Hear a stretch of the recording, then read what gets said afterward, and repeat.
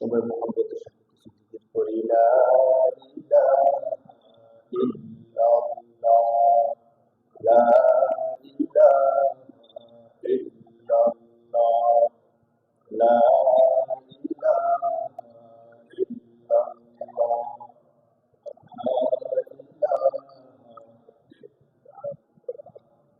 লা ইলাহা ইল্লাল্লাহ, লা ইলাহা ইল্লাল্লাহ, লা ইলাহা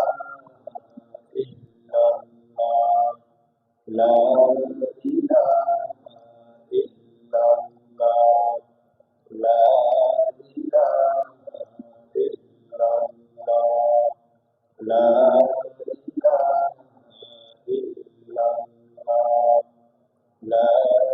ইলাহা ইল্লাল্লাহ, লা ইলাহা ইল্লাল্লাহ, লা ইলাহা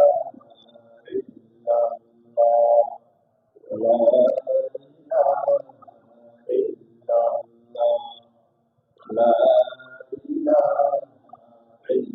ইল্লাল্লাহ, লা ইলাহা ইল্লাল্লাহ, লা ইলাহা ইল্লাল্লাহ, মুহাম্মাদুর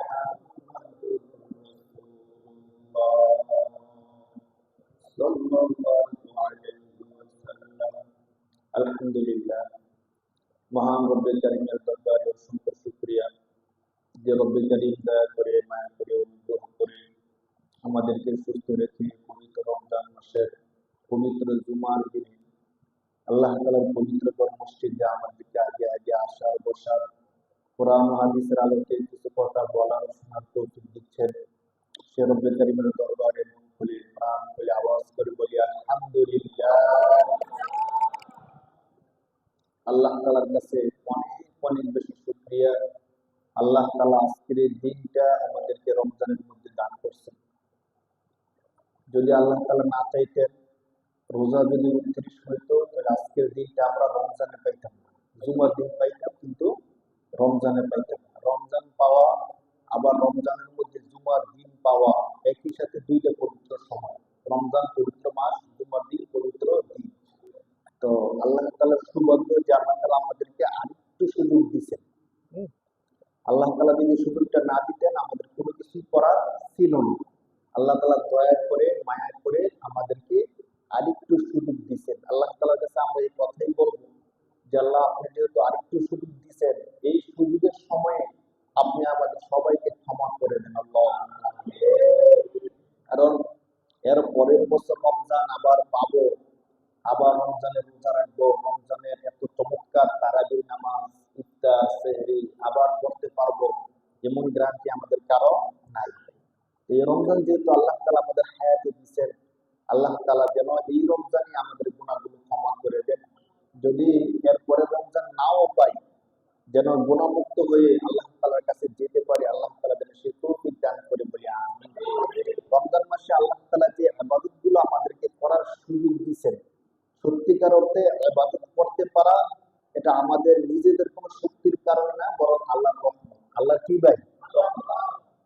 আল্লাহর রহমত। আল্লাহর রহমত ছাড়া কোনো ব্যক্তি আল্লাহর ইবাদত করবে এমন শক্তি, এমন ক্ষমতা কারো নাই। উলামায়ে কেরামগণ বলেন যে আল্লাহ তাআলা যাকে ভালোবাসেন, সত্যিকার অর্থে তাকে আল্লাহ তাআলা ইবাদত করার সুযোগ দেন, আল্লাহকে ডাকার সুযোগ দেন। আল্লাহ তাআলা পরিপূর্ণ না ভালোবাসলে বা আল্লাহ তাআলার কথা কেউ স্মরণ না করলে আল্লাহ তাকে সুযোগ দেয়।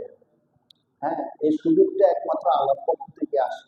তো একটা কথা বলছিলেন উলামায়ে কেরামগণ যে একজন ব্যক্তির ড্রাইভার ছিল, সে খুবই নামাজি ছিল, কিন্তু যে মালিক সে নামাজ কালাম কোনো কিছু করতো না। তো মালিক চাকরি ড্রাইভার চাকরি নেওয়ার সময় শর্ত দিছে যে আমি আপনার চাকরি করব, শর্ত হলো যখনই নামাজের সময় হয় আমাকে নামাজের সময় দিতে হবে। ঠিক আছে, নামাজের সময় দিলাম, যেহেতু ভালো মানুষ চাকরি নিতে হইব। তো যখন নামাজের সময় হয় তখন সে গাড়ি থামায়া মসজিদে গিয়ে নামাজ পড়ে আসে। একদিন বিকালবেলা আসর নামাজ পড়তে গেছে, আসর নামাজ পড়তে গিয়ে অন্য সময় যে সময় চলে আসে এই সময় আসতেছে না। তো আসতেছে না কেন? মালিক চিন্তায় পড়ে গেছে, এত অন্য সময় তো 10 মিনিটে নামাজ শেষ করে ফেলে, আজকে 15 মিনিট হয়ে গেছে এখন আসতেছে না, ব্যাপার কি? সে পরে কি মসজিদে বসে বসে। তো ওই দিন তার মনটা একটু নরম ছিল, অনেক সময় হয় না যে মসজিদে আসলে মনটা একটু নরম হইলে একটু বেশি সময় মসজিদে কাটাই বা একটু জিকির আজকার করি। তো সে মসজিদে নামাজ শেষ করে সুবহানাল্লাহ সুবহানাল্লাহ সুবহানাল্লাহ সুবহানাল্লাহ তাসবিহ করতেছে। হাদিসের মধ্যে আসছে যে নামাজের পরে কোনো ব্যক্তি যদি 3 তাসবিহ আদায় করে, কয় তাসবিহ? সুবহানাল্লাহ 33 বার, আলহামদুলিল্লাহ 33 বার, আল্লাহু আকবার 34 বার। এই তাসবিহ গুলো 5 ওয়াক্ত নামাজের পরে যে কোনো নামাজের পরে আদায় করা যায়। কোন ব্যক্তি যদি আদায় করে, আল্লাহ তাআলা তার গুনাহ যদি সমুদ্রের ফেনা পরিমাণ হয়, আল্লাহ তার সমস্ত গুনাহ ক্ষমা করে দেন। সুবহানাল্লাহ। আমরা নামাজ শেষ করে দ্রুত না গিয়া আমরা এই আমলটা এখন তৈরি করার চেষ্টা করবো ইনশাআল্লাহ। হ্যাঁ, যখন নামাজ শেষ হবে যদি তেমন কোনো ব্যস্ততা না থাকে, তাহলে মসজিদে বসে ওই 33 বার সুবহানাল্লাহ, 33 বার আলহামদুলিল্লাহ, 34 বার। অনেক বেশি সময় লাগে না কিন্তু, একবার করে দেখেন 1 মিনিট 1.5 মিনিট বা ধরেন 2 মিনিটই লাগলো। তো 2 মিনিট আমি আমলটা করলাম, আমার জীবনের সগীরা গুনাহগুলো আল্লাহ কি করে দিবেন? ক্ষমা করে দিবেন। তো ওই কর্মচারী ড্রাইভার বসে বসে জিকির করতেছে সুবহানাল্লাহ সুবহানাল্লাহ, এভাবে আমরা করি না? সুবহানাল্লাহ। তো মালিক গাড়ি থেকে নামে এসে দেখি তো সে কি করে, তো জানালা দিয়ে কি দিয়ে দেখে, সে এমনি হাতে কি জানি গমতেছে। তো সে তো তাসবিহ পরে এটা তার মালিক বুঝতে পারছে না। তো মনে করছে যে সে যে আমার অফিসে রাইখা বাইরে আসে, মনে হয় আজকে আউটে কত টাকা কামাইছে এটা গন্তাছে। কারণ বিশ্বাস নাই তো, ড্রাইভার মানুষ কয়েকটা খ্যাপ তো মারতে পারে না। তো আউটে কত টাকা কামাইছে বসে বসে কি করতেছে? গনতেছে। এই জন্য টাকা গনতে গনতে তার দেরি হয়ে যেতেছে। তো ড্রাইভার ড্রাইভার কি জিজ্ঞেস করতেছে, তাসবিহ করতেছে, মালিক তো বুঝে না। তো বাইরে থেকে মালিক ডাকদা বলে, কি ড্রাইভার, তোমার কি টাকা গোনা শেষ হয়েছে? কখন বের হইলা? তো বলতেছে, দেখেন আমি তো টাকা গুনতেছি না, আমি আমার মালিককে জপতেছি সুবহানাল্লাহ সুবহানাল্লাহ সুবহানাল্লাহ। আর যে আল্লাহ তাআলাকে বিশ্বাস করে সে কখনো খেয়ানত করে না। তো বলতেছে, কি ব্যাপার, তুমি মসজিদ থেকে বের হও না কেন? তো আমাকে তো মসজিদ থেকে বের হতে দিচ্ছে না। তো কি কর, কেউ তো নাই, তুমি একা মসজিদের মধ্যে, তোমাকে কে দিতেছে না মসজিদ থেকে বের হতে? তো শুনেন, যিনি আপনাকে মসজিদে ঢুকতে দিতেছে না, তিনি আমাকে মসজিদ থেকে বের হতে দিতেছে না। সুবহানাল্লাহ। আপনি মসজিদের বারান্দা পর্যন্ত আসছেন, বাইরে থেকে আমাকে ডাকতেছেন, কিন্তু মসজিদে ঢুকতে পারতেছেন না। কেন পারতেছেন না? আল্লাহ আপনাকে সুযোগ দিচ্ছে না, আপনি আল্লাহর দিকে মোতাওয়াজ্জু হচ্ছেন না। ওই আল্লাহ আমাকে মসজিদে বসায় বসায় জিকির করাইতেছে, মসজিদ থেকে বের হতে দিচ্ছে না। সুবহানাল্লাহ। তাহলে ইবাদত করতে পারা, মসজিদে আসতে পারা, এটা কার ক্ষমতা বলেন? তা আমরা যে আসতে পারি, ইবাদত করতে পারি, এটা অনেক বড় শুকরিয়া, অনেক বড় শুকরিয়া। এর আগের সাথে বলছিলাম না যে আমরা যদি ইবাদত নাও করি আমার কোনো লস নাই, আর আমরা সারা দিন রাত যদি ইবাদত করতেই থাকি আল্লাহর কোনো লাভ নাই। লাভ এবং লস, ভালো এবং খারাপ সম্পূর্ণ কার? আমার, আমাদের। হ্যাঁ, কারণ আল্লাহ পাক রব্বুল আলামিন আমাদেরকে জান্নাত পুরস্কার হিসেবে দিবেন। এই রমজান মাসে যে আমরা ইবাদত গুলো করছি, যতটুকুই করছি মানুষ হিসাবে, রোজা রাখছি, সাহারি করছি, ইফতার করছি, তারাবি নামাজ গুলো করছি, যে যতটুকু ইবাদত গুলো করছি, খারাপ কাজ থেকে বাইরে থাকার চেষ্টা করছি, এই ইবাদত গুলো করার কারণে আল্লাহ তাআলার সাথে আমাদের একটা সম্পর্ক তৈরি হয়েছে। কি তৈরি হয়েছে ভাই? সম্পর্ক। এখন ধরেন রমজান শেষ হয়ে যাওয়ার পরে আমাদের যে চির দুশ্মন শয়তান, এই শয়তানের সবচেয়ে বড় প্ল্যান হবে রমজানের যে ইবাদত গুলো করছি, এই ইবাদত গুলোকে কিভাবে নষ্ট করে দেওয়া যায়। কারণ সারা বছর গুনাহ করছি, নফসের ধোঁকায়, শয়তানের ধোঁকায় যা কিছু করছি, আল্লাহর কাছে রমজান মাসে ক্ষমা চাইছি, আল্লাহ ক্ষমা করে দিছি। হ্যাঁ, এটা তো আমাদের প্রত্যাশা আল্লাহর কাছে। তো শয়তান চিন্তা করবে যে সারা বছর গুনাহ করাইছি, রমজান মাসে সে ক্ষমা চায়, ক্ষমা নিয়ে নিছে, এখন তাকে আমি আবার পুনরায় গুনাহ করাইতে থাকি। অথবা রমজানে যে ইবাদত গুলো করছে, ওই ইবাদত গুলোকে নষ্ট করে দিই। কোরআন শরীফের 14 নম্বর পারা সূরা নাহলের মধ্যে আল্লাহ তাআলা চমৎকার একটা কথা বলতেছেন। আল্লাহ বলেন, ওয়ালা তাকুনু কাল্লাতী নাকাদাত গাদলাহা মিন বাদি কুওয়াতিন আনকাসা। যারা একদম পুরান জমানার লোক আছেন, তারা এই আয়াতের মর্মটা কিছু বুঝবেন। তখনকার সময়ে রাসূল সাল্লাল্লাহু আলাইহি সাল্লামের জমানায় একজন মহিলা ছিল, তাকে মানুষ মানসিক ভারসাম্যহীন পাগলা মহিলা বলতো।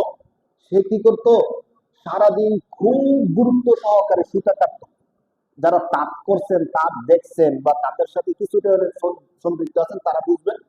সুতা কাটতো, এই সুতা দিয়ে রশি বানাইতো বা বিভিন্ন জিনিস বানানোর জন্য খুব যত্ন করে সুতাগুলো বাস করতো, সুতাগুলো কাটতো এবং গুরুত্ব সহকারে করতো কাজটা। করার পরে যখন বিকাল হয়ে যেত, সন্ধ্যা হয়ে যেত, সবগুলো সুতা বাস করা হয়েছে, কাটা হয়ে গেছে, এমন সময় সে নিজেই আবার সুতাগুলোকে আউলাইয়ে ফেলতো, সুতাগুলোকে নষ্ট করে ফেলতো। তাহলে সারাদিন যে কাজ করছে, সন্ধ্যায় গিয়ে কাজটা কি করে দিত, নষ্ট করে দিত।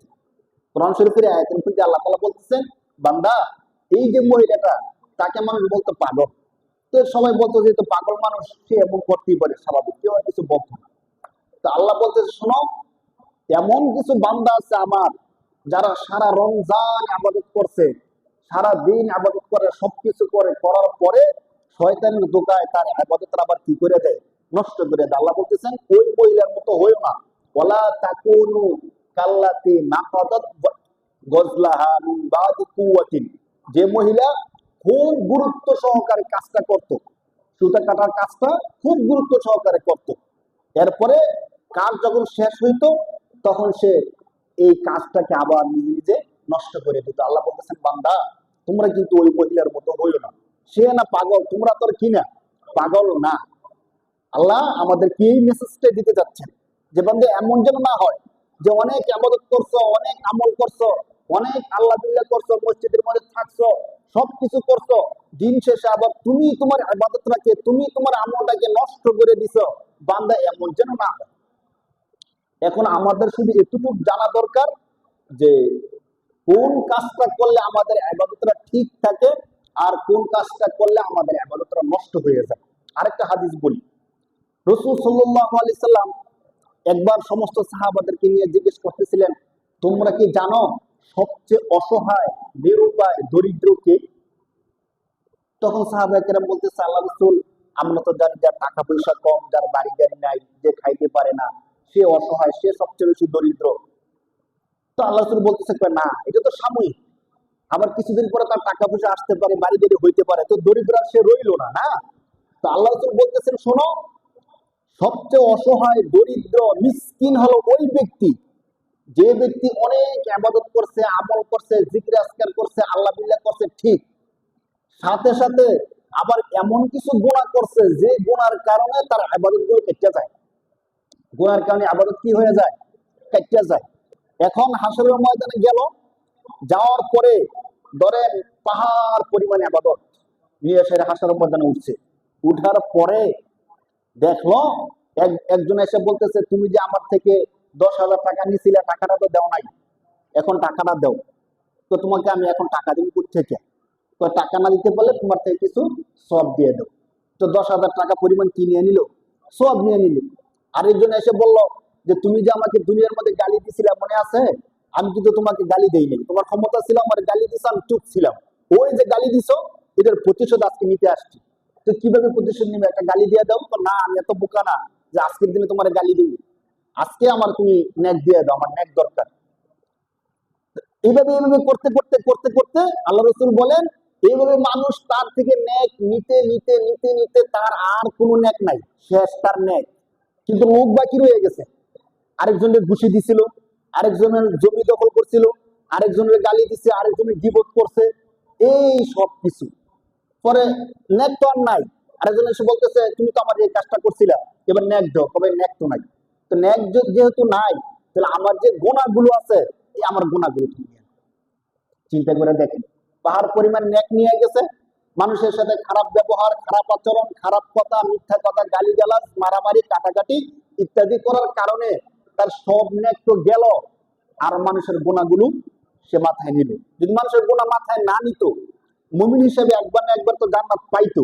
কিন্তু মানুষের গুনাহগুলো নেওয়ার কারণে তার জাহান্নামটা আর কি হয়ে গেল, বেশি হয়ে গেল। বেশি গুনাহ বেশি জাহান্নাম। তো আল্লাহ রাসূল বলেন, ওই লোকটা হলো সবচেয়ে বড় অসহায়। কারণ সে নিয়ে গেছিল অনেক কিছু, কোনো কিছু কি করতে পারে নাই, রাখতে পারে। ওই আমাদের দেশের মতো ধরেন আপনি মাছ ধরতে গেছেন, যে পাত্র নিয়ে গেছেন, পাত্র সব ঠিক আছে, শুধু পাত্রের তলা দিয়ে একটু ফুটা, তো ফুটা হওয়ার কারণে যত মাছই ধরেন, যত মাছই রাখেন, সব মাছ ওই পাত্রের ফুটা দিয়ে কি পড়ে যায়। এখন আপনি সারা দিন মাছ ধরছেন, মাছ ধরার পরে বিকেল বেলা দেখেন পাত্রের মধ্যে মাছ নাই, পাত্রের মধ্যে কি মাছ থাকবে ভাই? কারণ আমি যখন মাছ ধরতে আসি তখনই আমাকে পাত্রটা চেক দিয়ে আসার দরকার ছিল, যে আমি যে পাত্র নিয়ে মাছ ধরতেছি পাত্র ঠিক আছে কিনা। হ্যাঁ, এমন যেন আমাদের না হয়ে যায়। দিন শেষে আমাদেরকে যেহেতু আল্লাহর কাছে যেতে হবে, কবরেই যেতে হবে, আমি যে ইবাদতটা করি, মানে তার থেকে এর চেয়ে বোকা আর কে হতে পারে? কষ্ট করে ইবাদত করলো, আল্লাহকে ডাকলো, সবকিছু করলো, কিন্তু হাসরের ময়দানের ফায়দাটা সে পাইলো না। এটা অনেক বেশি কষ্ট না ভাই? দেখেন অনেক বেশি কষ্ট সত্যিকার অর্থে। এই জন্য আমাদেরকে ইবাদত করার সাথে সাথে ওই বিষয়টা গুরুত্ব দিতে হবে যে কোন কাজগুলো আমার ইবাদতকে নষ্ট করে দেয়। আমি এমন কোন কাজ করতেছি কিনা যেই কাজের কারণে আমার কষ্টের নামাজটা নষ্ট হয়ে যেতেছে, যেই কাজের কারণে আমার কষ্টের রোজাটা নষ্ট হয়ে যেতেছে, আমি আল্লাহকে ডাকতেছি, এই ডাকাটা আমার হচ্ছে না, এমন কোন কাজ আমি করতেছি কিনা। এর মধ্যে এক নাম্বার বিষয় হলো একদম যে বিষয়টা আল্লাহ নিজে বলছেন, ইন্নাল্লাহা লা ইয়াগফিরু আন ইউশরাকা বিহি ওয়া ইয়াগফিরু মা দুনা যালিকা লিমান ইয়াশা। আল্লাহ বলেন, বান্দা তোমার সাথে আমি একটা কথা বলতেছি, তা হলো তুমি যা কিছু করো কিন্তু শিরিকটা করো না। কি করা যাবে না বলেন? শিরিক করা যাবে না। আল্লাহ বলতেছেন তুমি যদি শিরিক না করো, এরপর অন্য অন্য গুনাহ যদি হয়ে যায়, আমি আল্লাহ চাইলে সমস্ত গুনাহ কি করে দিতে পারি? মাফ করতে পারি, কিন্তু শিরিকের গুনাহটা আমি আল্লাহ ক্ষমা করব না। এজন্য আমরা যখনই যা করি না কেন, আমি যেন একটু চিন্তা করে যে যে কাজটা আমি করতেছি এই কাজটা কি কোনোভাবে শিরিক হয়ে যাচ্ছে কিনা। শিরিক কি? শিরিক হলো এমন কোন কথা বা এমন কোন কাজ করা যে কাজের সমমান আল্লাহর সাথে হয়ে যায়, আল্লাহর সাথে তুলনা হয়ে যায়। আল্লাহ যে মর্যাদার, আল্লাহ যে পর্যায়ে, ওই পর্যায়ের সাথে মিলে যায়।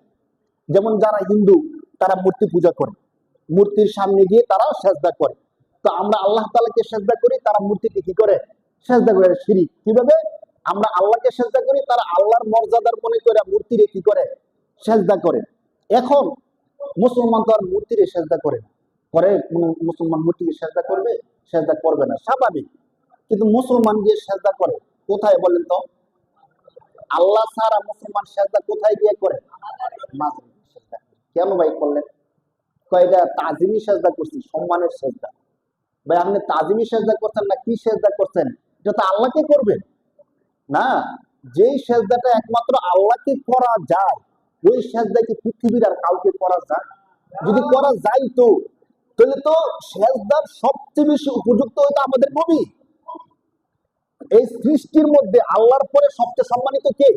আমাদের নবী না? এই কথা তো সবাই একমত, কেউ দ্বিমত নাই, সমস্ত আলেমরাও একমত, সবাই একমত। দেখো যদি সেজদা করা যাইতো, আল্লাহকেও সেজদা করা যায়, আল্লাহর পরে আরেকজনকে সেজদা করা যায়, তাহলে তো সবচেয়ে যোগ্য কে? আমাদের নবী ছিল। কিন্তু আমাদের নবী তো কারো থেকে সেজদা নেয় নাই, সেজদা করতে বলে নাই। এমনকি আল্লাহ রসুলের মাজার যেখানে আছে, আল্লাহ রসুল সাল্লাল্লাহু আলাইহি ওয়াসাল্লামের রওজা, রওজায় কি সেজদা করা যায়? একটু কথা বলেন, যারা দেখছেন বা জানেন বা হজ করছেন, উমরা করছেন, আল্লাহ রসুলের রওজায় কি সেজদা করা যায়? তো আল্লাহ রসুল সবচেয়ে শ্রেষ্ঠ, তার রওজায় সেজদা করা যায় না, তো আল্লাহ রসুলের থেকে কে এমন শ্রেষ্ঠ আছে যে তার মাজারে সেজদা করা যায়? তাহলে আমি যে মাজারে সেজদা করতেছি সেই মাজারটা কি রসুলের রওজা থেকেও বড়? এমন কথা কি বলা যাবে বলেন? রসুলের রওজা থেকে কি আর কোনো কিছু বড় হইতে পারে, সম্মান হইতে পারে? কিন্তু আমাদের বিবেক তখন কাজ করে না। তখন একটু চিন্তা করি না যে আমি মাজারে সেজদা করতেছি, মাজারের মধ্যে যে বাবা শুয়ে রয়েছে তারা সেজদা করতেছি, সম্মানের জন্য সেজদা হোক আর যেই সেজদাই হোক, আল্লাহ রসুলকে তো সেজদা করা যায় না। তো আমি বাবাকে কিভাবে সেজদা করি? আমি মাজারে কি করে সেজদা করি? অনেক যুক্তি দাঁড় করায় দেয়। তাজিমি সেজদা করা যায়, ফেরেশতারা আদম নবীর সেজদা করছিল, এই করছিল, ওই করছিল, এই ব্যাখ্যাগুলো শুনে তারা সেজদা করতে যায়। বলেন নাউজুবিল্লাহ। আমরা যারা আছি আপনাদেরকে অন্তত একটা কথা বলি, ইবাদত যতটুকু করতেছেন, সত্যি কথা, ইবাদত যতটুকু করতেছেন এতটুকু যদি ইমানটা ঠিক রেখে করেন, আমাদের জন্য জান্নাত নিশ্চিত। বলেন সুবহানাল্লাহ। সত্যি কথা, আমি কোরআন এবং হাদিস রিসার্চ করে যা পাইছি, আপনারা যতটুকু আল্লাহ বিল্লাহ করতেছেন, নামাজ কালাম করতেছেন, ইমানটা যদি মৃত্যু পর্যন্ত ঠিক রাখতে পারেন, আমাদের জন্য জান্নাত কি নিশ্চিত। সত্যি কথা, জান্নাত নিশ্চিত। এই কথা বলছে আল্লাহ। কে বলছে? ইন্নাল্লাযীনা আমানু ওয়া আমিলুস সলিহাতি কানাত লাহুম জান্নাতুল ফিরদাউসি নুজুলা। আল্লাহ বলেন, যে বান্দা ঈমান আনবে, সাথে সাথে ভালো কাজ করবে, আর কিচ্ছু না। কয়টা কাজ করবে? দুইটা। একটা হলো ঈমান, আর একটা হলো ভালো কাজ। আমরা ঈমান আনছি কি আনছি না বলেন? আমাদের রবকে আমাদের ঈমান নিয়ে আসছি, এক নাম্বার কাজ। দুই নাম্বার, আমরা নামাজ পড়তে আসছি, ভালো কাজ করতেছি। এই দুইটা কাজ যারা করবে, আল্লাহ বলতেছেন কানাত লাহুম, তাদের জন্য আমি আল্লাহর পুরস্কার হলো জান্নাতুল ফিরদাউসি নুজুলা। সুবহানাল্লাহ। শুধু সাধারণ জান্নাত না, জান্নাতের মধ্যে সবচেয়ে মর্যাদা হলো জান্নাতুল ফিরদাউস। আল্লাহ বলতেছেন মাত্র দুইটা কাজ করলে তার জন্য জান্নাতুল ফিরদাউস। এখন দেখেন, আমরা যদি এগুলো করার পাশাপাশি শিরকটা করি, আল্লাহ না করুন, কোন মাজারের সেজদা করলাম, অথবা এমন কোন কথা বললাম যে কথার কারণে আমার ঈমানটা নষ্ট হয়ে গেল, তাহলে আমি আর জান্নাতটা পাইলাম না। কি দরকার? আল্লাহ বিল্লাহ করতেছি, করতে থাকি। কখনো যেন এমন কোন কাজ আলিমদের পরামর্শ ছাড়া আমরা কখনোই করব না। কোনো কিছু করতে গেলে অবশ্যই একজন যোগ্য হক্কানি আলেমের কাছে জিজ্ঞেস করব যে আমি কি এই কাজটা করতে পারি কিনা। যদি আল্লাহ না করো কোন শিরিক হয়ে যায়, তাহলে কেমন হবে? সারা জীবন আমি আবাদত করলাম, আমার আবাদতটা আমি আবার কি করে দিলাম? নষ্ট করে দিলাম। এমন যেন না হয় ভাই। কেন জানেন? কারণ জান্নাত আল্লাহর পক্ষ থেকে এত চমৎকার একটা পুরস্কার। শুধু কোরআন শরীফের মধ্যে আল্লাহ জান্নাতের যে বর্ণনা দিছে, কোন মানুষ যদি সত্যিকার অর্থে শুধু কোরআনের বর্ণনা পুরোটা পায়, পুরোটা শুনে, জান্নাতের জন্য সে পাগল হয়ে যাবে। সুবহানাল্লাহ। স্বয়ং আল্লাহ কোরআন শরীফের মধ্যে জান্নাতের যে বর্ণনা দিছে, এত চমৎকার করে আল্লাহ নিজে বর্ণনা করছে। আর হাদিসের মধ্যে কোনো শেষই নেই জান্নাতের বর্ণনা। আর আল্লাহ তাআলা যে হাসরের ময়দানে আমাদেরকে জান্নাত দিবেন, এই কথা কি সত্য না মিথ্যা? সত্য। তাহলে এত চমৎকার জান্নাতটা আমরা কিভাবে মিস করতে পারি বলে? কেন মিস করব? কেন এই জান্নাতকে আমরা নিজেরা নষ্ট করে দিই? আল্লাহ তাআলা কোরআন শরীফের সূরা মুহাম্মদ 26 নম্বর পারার এক আয়াতের মধ্যে, একটা আয়াতের মধ্যে জান্নাতের কিছু বর্ণনা দিয়েছেন। আপনাদেরকে আমি বলি, দেখেন। আল্লাহ বলতেছেন, মাতালুল জান্নাতিল্লাতী উইদাল মুত্তাকুন। মুত্তাকি যারা, রমজানের শুরুতে আমরা মুত্তাকিদের আলোচনা করছিলাম।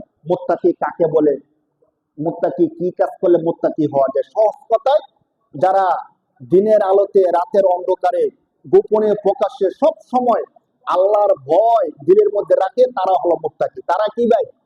মুত্তাকি। আল্লাহ বলতেছেন মুত্তাকিদের জন্য যে জান্নাতের ওয়াদা আমি আল্লাহ করছি, ওয়াদা কে করছে? আল্লাহ নিজে বলতেছেন মাতালুল জান্নাতিল্লাতী, ওই জান্নাতের উদাহরণ, এক্সাম্পল, ওয়াইদাল মুত্তাকুন, যেই জান্নাতের ওয়াদা মুত্তাকিদের সাথে করা হয়েছে। কেমন? আল্লাহ তাআলা জান্নাতের দৃষ্টান্ত আল্লাহ নিজে বলতেছেন। শোনো জান্নাতের কেমন হবে। আল্লাহ বলেন ফিহা আনহারুম মিন মাইন গায়রি আসিন। বান্দা, দুনিয়ার মধ্যে যত ভালো পানি হোক, রাখার পরে কিছুদিন পরে আস্তে আস্তে নষ্ট হয়ে যায়। পানির রং, গ্রাম, স্বাদ ঠিক থাকে না, পানিটার ব্যবহারের উপযোগী থাকে না দীর্ঘদিন রাখলে। কিন্তু জান্নাতের মধ্যে আমি আল্লাহ এত চমৎকার স্বচ্ছ পানির ঝর্ণা তোমাদেরকে দিব, যে স্বচ্ছ পানির ঝর্ণা জীবনে কোনোদিন তার রং, গ্রাম, স্বাদ কখনই নষ্ট হবে না। সুবহানাল্লাহ। এক নম্বরে আল্লাহ পানির কথা বললেন, স্বচ্ছ এবং সুমিষ্ট পানি দিবেন জান্নাতের মধ্যে, যে পানির রং, গ্রাম, স্বাদ কখনোই কি হবে না? নষ্ট হবে না। বিশুদ্ধ পানি পাওয়ার জন্য মানুষ কত কষ্ট করে। আমাদের বাংলাদেশে বিশুদ্ধ পানির জন্য এত কষ্ট না, কিন্তু যারা আরব দেশের মধ্যে থাকে, ছিল তখনকার সময়ে অনেক কষ্ট ছিল, কিন্তু তো তাদের জন্য বিশুদ্ধ পানির নিয়ামতটা অনেক বড় কিছু। দুই নম্বর আল্লাহ তাআলা বলতেছেন, এক নম্বরে তো বললেন ফিহা আনহারুম মিন মাইন গায়রি আসিন ওয়া আনহারুম মিন লাবানিন লাম ইয়াতাগায়্যার তা'আমুহু। আল্লাহ বলেন দুই নম্বরে জান্নাতের মধ্যে যে পুরস্কারটা থাকবে সেটা হলো 100% না, যদি তার উপর আরো কোনো পার্সেন্ট থাকে তার থেকেও খাঁটি দুধের ঝর্ণা আল্লাহ তাআলা দিয়ে দিবেন। সুবহানাল্লাহ। এখনকার সময়ে আমরা দুধ খুঁজি, কিন্তু দুধ খাঁটি কি খাঁটি না বুঝতে পারি না। অনেক সময় গ্রাম থেকে দুধ আনলো, দুধের মধ্যে পানি দেওয়া থাকে, আর খামার থেকে দুধ আনলো, দুধের স্বাদ 100% পাওয়া যায় না। অনেক ঝামেলা তৈরি হয়ে যায়। আল্লাহ তাআলা বলতেছেন, এত ঝামেলা করতেছো না, ইবাদত করতেছো, ইবাদত করতে থাকো। যদি জান্নাতে আসতে পারো তখন আর কোনো চিন্তা করতে হবে না। আমি আল্লাহ শুধু দুধ না, দুধের নহর তৈরি করে দেবো। সুবহানাল্লাহ, সুবহানাল্লাহ। মিন নাবালিল লাম ইয়াতাগায়্যার তা'আমুহু ওয়া আনহারুম মিন খামরিল লাযযাতিল লিশারিবিন। 3 নাম্বার, আল্লাহ বলেন দুনিয়ার মধ্যে কিছু পানীয় আছে যেগুলো পান করার পরে মানুষের মাথা নষ্ট হয়ে যায়, মাথা বিগড়ে যায়, এক কথা বলতে গেলে আরেক কথা বইলা ফেলে। বউকে শাশুড়ি, শাশুড়িকে বউ বইলা ফেলে। এমন কিছু পানীয় আছে কিনা ভাই, যাকে আমরা অনেক সময় মদ, এসে ইত্যাদি শব্দ দ্বারা বলি। আল্লাহ তাআলা বলেন, শোনো, এগুলো তো দুনিয়ার জিনিস, যদিও সাময়িক উত্তেজনা, একটু পরে আবার মাথা নষ্ট হয়ে যায়। হ্যাঁ, রাস্তার খাম্বা পিলার দিয়ে সোজা করে ঠেললা।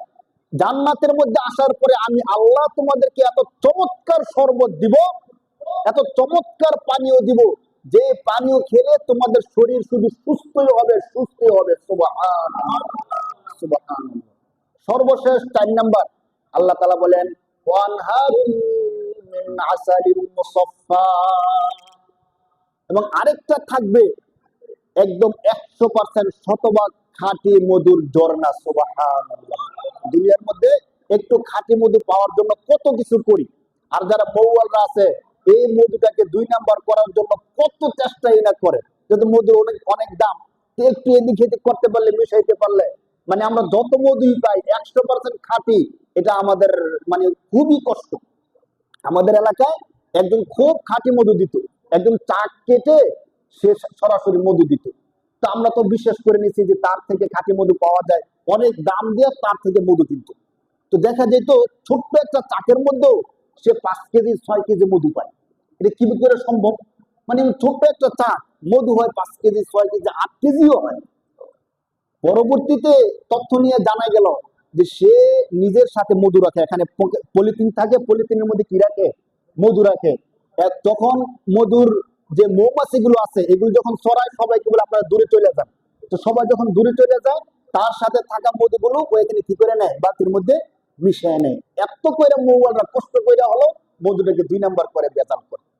আল্লাহ তাআলা বলতেছে, বান্দা কষ্ট করে যদি ইবাদত গুলো করো, ফিহা আনহারুম মিন আসালিন মুসাফফা, শুধু মধু না, আমি আল্লাহ জান্নাতের মধ্যে মধুর নহর তৈরি করে দেব। সুবহানাল্লাহ। এই কথা কার? এই কথা কার বলেন? আল্লাহ তাআলা স্বয়ং আল্লাহ বলছেন, বান্দা যদি ইবাদত করে আসতে পারো, আমি আল্লাহ জান্নাতের মধ্যে সুমিষ্ট পানির ঝর্ণা তৈরি করে দিব। আমি আল্লাহ 100% বিশুদ্ধ দুধের ঝর্ণা তৈরি করে দিব। আমি আল্লাহ শরবতের নহর জারি করে দিব। আমি আল্লাহ মধুর নহর তোমাদের জন্য জারি করে দেব। সুবহানাল্লাহ। কত চমৎকার জান্নাত দেখেন। এটা হলো শুধু পানি জাতীয় খাবার। আর ফলগুলোর ক্ষেত্রে কোরআন শরীফের অনেক আয়াতের মধ্যে আল্লাহ বলছেন যে এত চমৎকার ফলগুলো থাকবে যে এক একটা ফল একটা কামড় দিলে তার স্বাদের মধ্যে ভিন্নতা চলে আসবে। সুবহানাল্লাহ। এত হবে। কোরআন শরীফের আরেক সূরার মধ্যে আল্লাহ পাক রব্বুল আলামিন এই বিষয়গুলোকে আরো চমৎকার করে সাজায়া বলতেছেন। প্রথমে যারা আল্লাহকে অবিশ্বাস করে, যারা আল্লাহকে বিশ্বাস করে না, তাদেরকে যে জাহান্নাম দেওয়া হবে, তাদের পরিণতিকে ছোট্ট করে আল্লাহ বলতেছেন, وقال الذين كفروا ربنا أرنا الذين أضلانا من الجن والإنس نجعلهما تحت أقدامنا ليكونا من الأسفلين। আল্লাহ বলেন যে হাসরের ময়দানে যখন কাফেরদেরকে জাহান্নামে দেওয়া হবে, গুমরা যারা আল্লাহকে বিশ্বাস করতো না, ভ্রান্ত ছিল, তাদেরকে যখন জাহান্নামে দেওয়া হবে, নেতাদেরকে না, যারা কর্মী ছিল তাদেরকে যখন জাহান্নামে দেওয়া হবে, তখন তারা আফসোস করতে থাকবে আর চিন্তা করতে থাকবে, আরে আমরা তো নিজের থেকে গুমরা হয়নি, নেতার পিছনে ঘুরছি, নেতা নামাজ পড়তে দেয় নাই, নেতা ভালো কাজ করতে দেয় নাই, সব সময় নেতা আমাদেরকে দিয়ে খারাপ কাজ করাইছে। করায় কি করায় না বলেন? নেতা অমুককে খুন করে আসো, অমুকের জমিটা দখল করে আসো, হ্যাঁ, অমুকে মাইরে আসো, অমুককে ঘুষি দিয়ে আসো, অমুককে লাঠি দিয়ে আসো, এই করে আসো, এই করে আসো, এগুলো কে করায়? সাধারণত খারাপ লিডার যারা আছে তারা এই কাজগুলো করায়। তারা কিন্তু করে না ব্যক্তিগত, তারা থাকে এসি রুমের মধ্যে, কর্মীদেরকে দিয়ে করায়। তো হাসরের ময়দানে এই কর্মীদেরকে যখন জাহান্নামে দেওয়া হবে, যে কর্মীরা নেতার কথা শুনে নামাজ পড়ে নাই, যে কর্মীরা নেতার কথা শুনে খারাপ কাজ যা আছে সব কিছু করছে, ওই কর্মীদেরকে যখন জাহান্নামে দেওয়া হবে তখন কর্মীরা বলবে, এটা কি দেখেন কোরআন শরীফে আল্লাহ ওই শব্দটা উচ্চারণ করতেছেন, তখন কর্মীরা বলবে যে আল্লাহ, ওয়াকালাল্লাযীনা কাফারু রব্বানা, রব্বানা মানে কি, যে আমাদের রব, আরিনাল্লাযাইনি আযাল্লানা মিনাল জিন্নি ওয়াল ইনস, আল্লাহ আমাদের যে লিডাররা আমাদেরকে গুমরাহ করছে, আমাদেরকে নষ্ট করছে, আজকে আপনার কাছে আমাদের আবদার, ওই লিডারদেরকে আমাদের সামনে এনে দেন। তো সামনে এনে দিলে করবাটা কি? আল্লাহ দুনিয়া তো কিছু কইতে পারছি না, যা কইছে তাই শুনছি। কইছে অমুকের গুলি করে মাইরে আসো, মেরে আইস, অমুকের জমিটা দখল করে তো দখল করে দিছি, আল্লাহ আজকে একটু আমাদের সামনে এনে দেন। আর যে সামনে এনে দিলে কি করবা? আরিনাল্লাযাইনি আযাল্লানা মিনাল জিন্নি ওয়াল ইনসি নাজআলুহুমা তাহতা আকদামিনা, আল্লাহ বেশি কিছু করতাম না, একবারে রাস্তার মধ্যে ফালাইয়া শুধু কতক্ষণ পারাম। বাংলা ভাষা কি বলবে বলেন? কোরআন শরীফের শব্দ, নাজআলুহুমা তাহতা আকদামিনা, আমরা তাদেরকে আমাদের পায়ের নিচে রেখে পুষ্ট করব, পায়ের নিচে রেখে তাদেরকে পারাবো। কাদেরকে? লিডারদেরকে। কাদেরকে ভাই? কর্মীরা বলবে আল্লাহ দুনিয়া কিছু বলতে পারি নাই, যা বলছে তাই করছি, যত খারাপ অর্ডার করছে সব করছি, আজকে শুধু তাদেরকে একটু সামনে আইনা দেন। নাজআলুহুমা তাহতা আকদামিনা লিয়াকুনা মিনাল আসফালিন, যাতে করে দুনিয়াতে তারা নেতাগিরি দেখাইছে, আজকে আমরা নেতাগিরি দেখাই।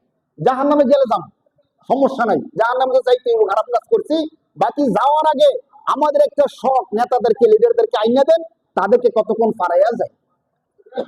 দুনিয়ার মধ্যে যারা আমরা আমাদের নেতৃত্ব স্থানীয় যারা আমাদের কর্মীদেরকে খারাপ কাজের আদেশ দেয়, তারা যেন এই কোরআনের আয়াত থেকে একটু শিক্ষা নেই, ঠিক কিনা বলেন?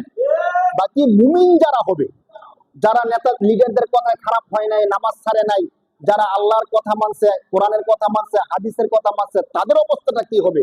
পরের আয়াতের মধ্যে আল্লাহ বলতেছেন, আল্লাহ বলেন, ইন্নাল্লাযীনা ক্বালু রাব্বুনাল্লাহু সুম্মা ইসতাকামু তাতানাজ্জালু আলাইহিমুল মালাইকাতু আল্লা তাখাফু ওয়া লা তাহজানু ওয়া আবশিরু বিল জান্নাতিল্লাতী কুনতুম তুআদুন।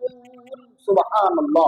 আল্লাহ বলেন, আর যারা দুনিয়ায় কোনো শয়তানের কথা শুনে নাই, দুনিয়ায় কোনো খারাপ কাজ করে নাই, তারা সব সময় বলতো আমাদের রব আল্লাহ, আমাদের রবকে, যারা উচ্চ কণ্ঠে এই কথা বলতো যে না আমরা কোনো খারাপ কাজ করতে পারি না, আমরা কোনো মন্দ কাজ করতে পারি না, আমরা কারো জমি দখল করতে পারি না, আমরা কারো কথায় সমাজে বিশৃঙ্খলা তৈরি করতে পারি না, আমাদের রবকে।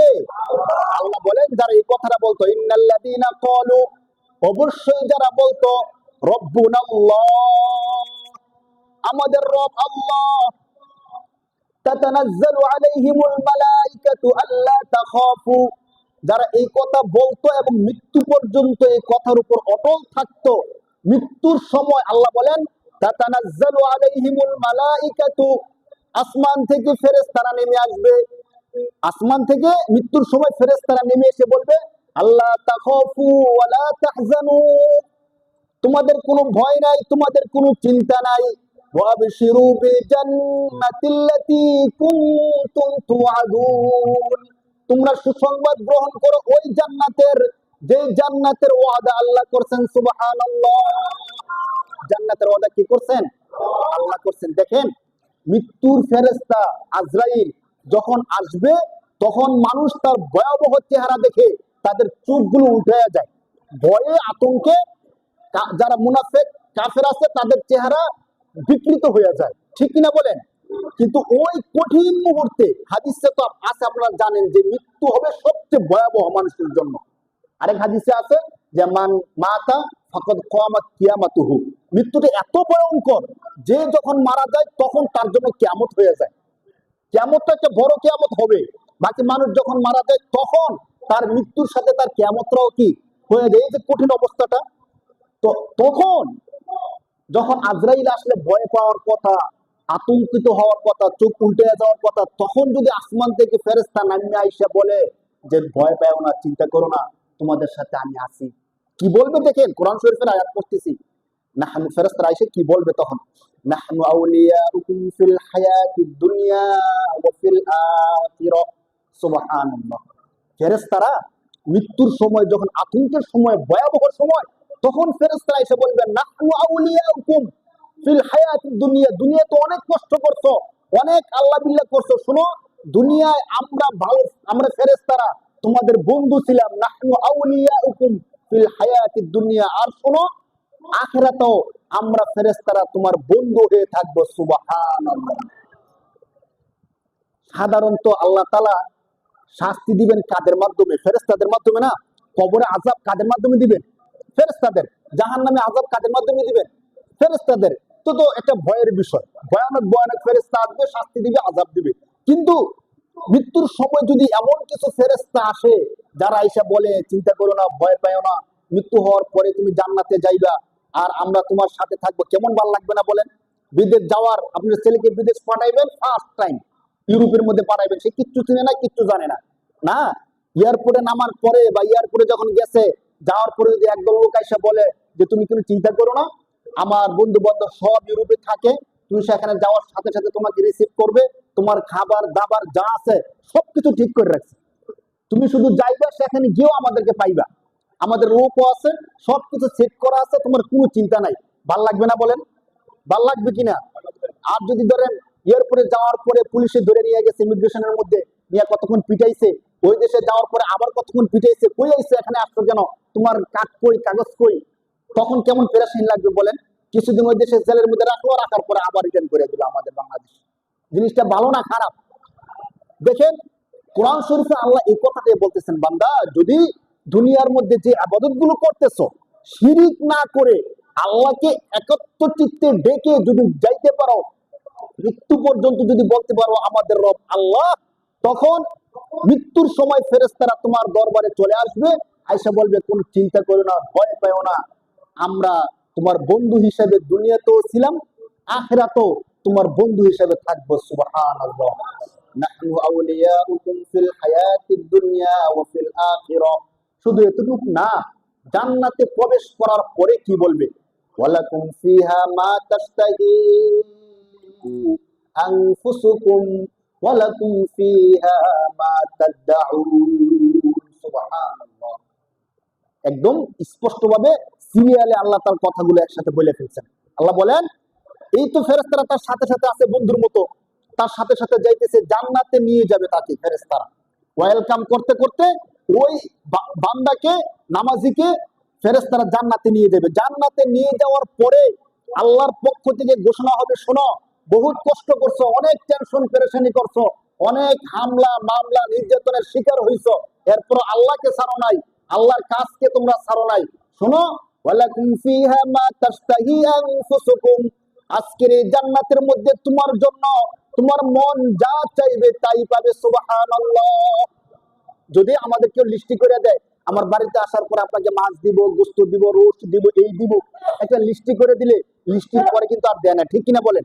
কিন্তু আল্লাহ বলতেছেন জান্নাতে যাওয়ার পর আমি লিস্টি ধরাই দিব না, বরং ঘোষণা করে দিব এই জান্নাতে আসছো, এর মানে তোমার মন যা চায় তুমি তাই পাবে। সুবহানাল্লাহ।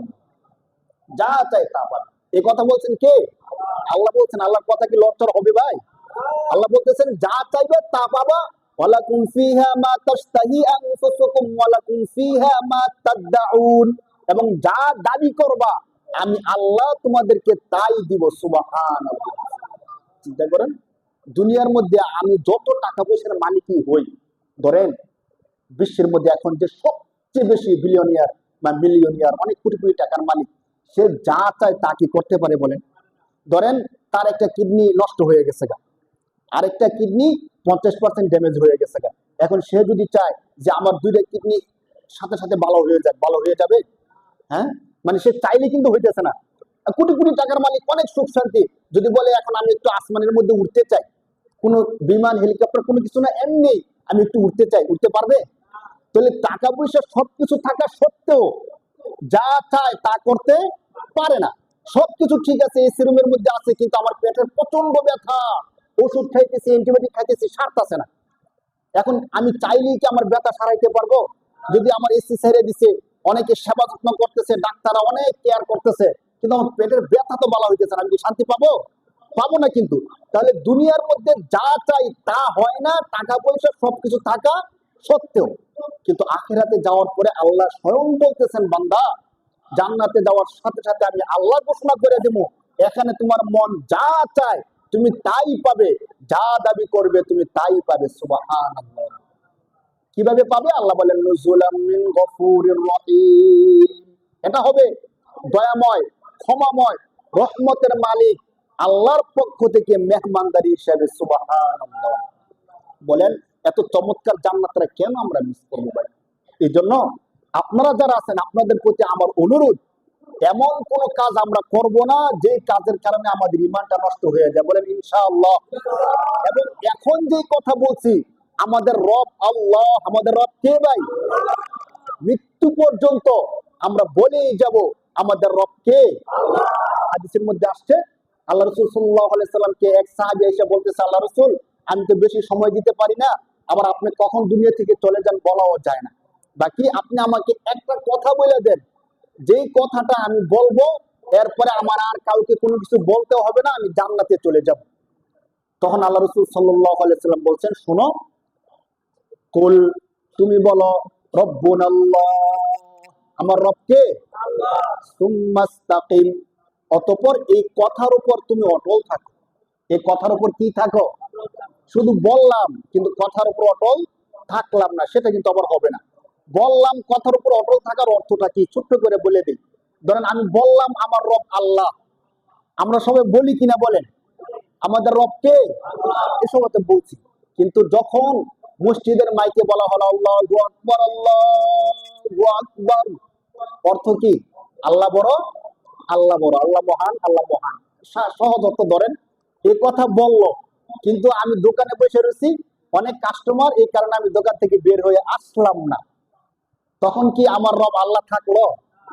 আল্লাহ যদি বড় হইতো তো আমি তো দোকান ছাড়িয়ে কোথায় চলে আসতাম? মসজিদে। তখন আল্লাহ বড় না, বুঝাইতেছে কাজের মাধ্যমে আমার দোকানটা কি বড়, এই জন্য আমি এখন দোকানে বসে রয়েছি। আমি ব্যবসা করি, ব্যবসা ছাড়লাম না, মসজিদে আসলাম না। চাকরি করি, চাকরি ছাড়লাম না, আল্লাহর ঘর মসজিদে আসলাম না। চাকরি ছাড়া মানে মসজিদে আসলাম না। আমি কাজ করতেছিলাম, কাজটা না ছাইরা মসজিদে আসলাম না। তখন কি আল্লাহ আমার রব থাকলো? আল্লাহ যদি আমার রব থাকতো, আল্লাহ তো আমাকে মসজিদের মাইক দিয়ে ডাক দিছে, বান্দা আমি বড়, আমার ঘরের মধ্যে আসো, তো আমি তো আসলাম না। তাহলে আমার রবকে আল্লাহ থাকলো? বলেন থাকলো না। বেলাল রাদিয়াল্লাহু তাআলা আনহু ঘটনা জানেন না?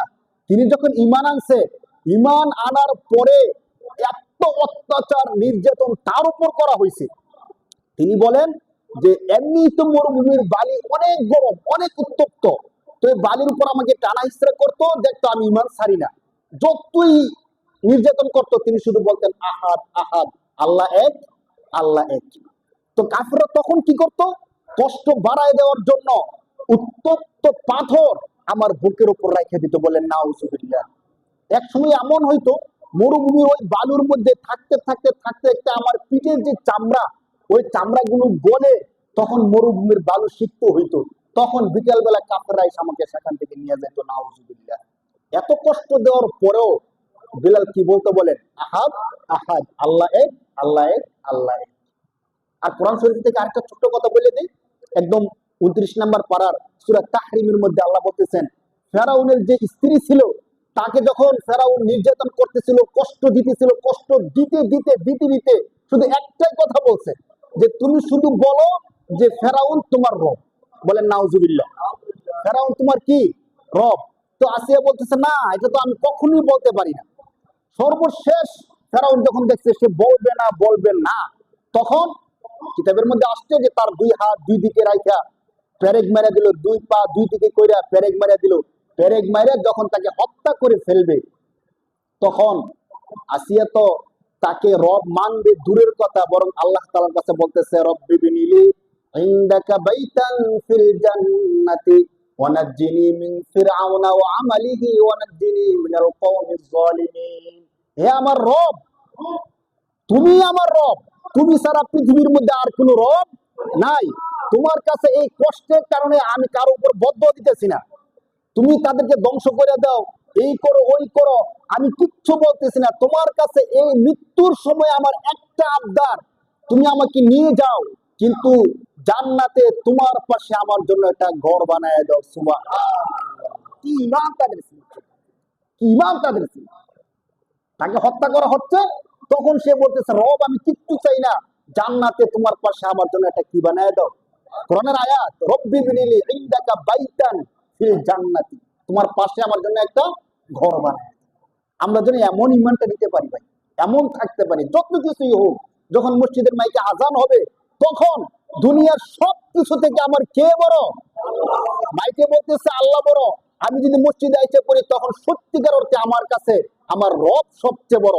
আমি যেন মসজিদে চলে আসি, যেন আবাদত গুলো নষ্ট না করি, রমজানে যে আবাদত গুলো করছি আবাদত গুলো যেন ঠিক রাখি, রমজানের পরেও যেন আবাদত গুলো করি। কারণ ওই যে আসিয়া ফেরাউনের অত্যাচার সহ্য করতে করতে করতে করতে ফেরাউনকে মানে নাই, আল্লাহকে মেনে সে কোথায় চলে গেছে ভাই? জান্নাতে চলে গেছে। কোথায় চলে গেছে? জান্নাতে। আমরাও যদি আল্লাহর ইবাদতের উপর অটল থাকি, ইবাদত গুলো করতে থাকি, আল্লাহ তাআলাও আমাদেরকে সর্বশেষ জান্নাত দিয়ে দিবেন। আল্লাহ তাআলা আমাদের সবাইকে জান্নাতি হিসেবে কবুল করুন বলে আল্লাহুম্মা আমিন। যারা সুন্নাত